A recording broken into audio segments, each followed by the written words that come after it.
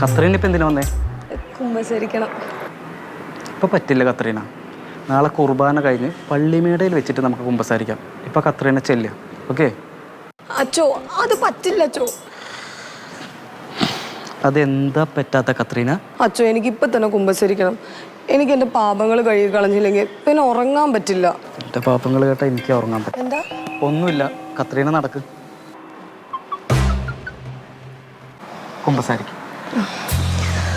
പിതാവേ, ഞാൻ പാപിയാണ്. എൻ്റെ പാപങ്ങൾ പുറത്തെന്നെ അനുഗ്രഹിക്കണമേ. പിതാവിനും പുത്രനും പരിശുദ്ധാത്മാവിനും സ്തോത്രം. പറ. അച്ചോ, ഞാൻ കുമ്പസരിച്ചിട്ട് ഒരാഴ്ചയായി. കുളിച്ചിട്ട്? എന്താ? ഒന്നുമില്ല, പറയൂ കത്രി. അതെ, എനിക്ക് ഈയിടെയായിട്ട് വീട്ടിലിരിക്കാൻ പറ്റുന്നില്ല. അതെന്താ കത്രീന? അതെന്താണെന്ന് ചോദിച്ചാൽ എനിക്കറിയില്ല. പക്ഷെ ഞാൻ വീട്ടിലിരിക്കുമ്പോൾ എനിക്ക് അച്ഛൻ്റെ മുഖം ഇടയ്ക്കിടയ്ക്ക് പ്രത്യക്ഷപ്പെടുന്ന പോലെ തോന്നും. ആ തോന്നൽ വേണ്ട, അത് ശരിയല്ല. കത്രീനെ അടുത്ത് ഞാൻ പല പ്രാവശ്യം വാണിംഗ് തന്നിട്ടുള്ളതാണ്. മനസ്സിലാവുന്നുണ്ടോ കത്രീനയ്ക്ക്?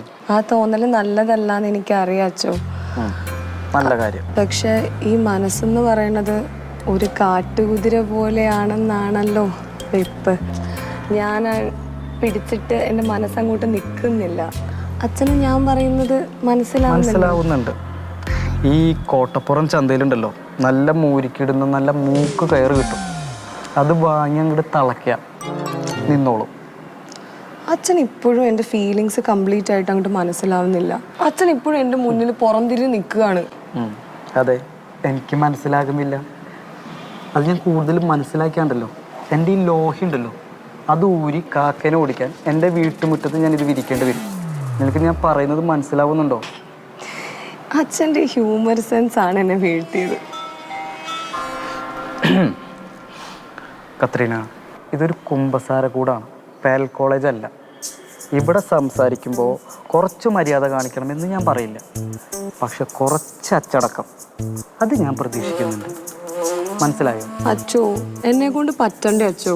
അച്ഛനെ കാണുമ്പോൾ അപ്പം എൻ്റെ കൺട്രോളും. അച്ഛൻ്റെ പാട്ട് കുർബാന കേൾക്കുമ്പോഴേ എനിക്ക് യേശുദാസിൻ്റെ ഗാനമേള പോലെയാണ് തോന്നാറ്. അത് നല്ല തല്ല് കിട്ടാത്തതിൻ്റെ ഒരു കുറവാണ്. മനസ്സിലായോ?